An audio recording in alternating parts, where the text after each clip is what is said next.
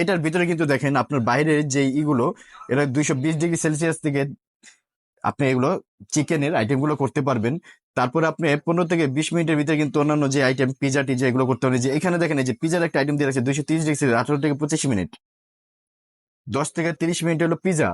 তারপরে এই যে এইখানে কিন্তু আপনি চিকেন বয়েল করতে পারবেন বা চিকেন আইটেম যেগুলো করবেন 30 থেকে 40 মিনিটের ভিতরে কিন্তু করতে পারবেন। তারপর ফ্রিশ করতে পারবেন 15 থেকে 25 মিনিটের ভিতরে।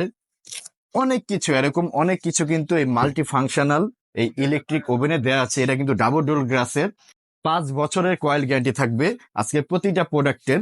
এবং এটার সাথে আরো কি কি আছে আমি আপনাদের দেখাচ্ছি।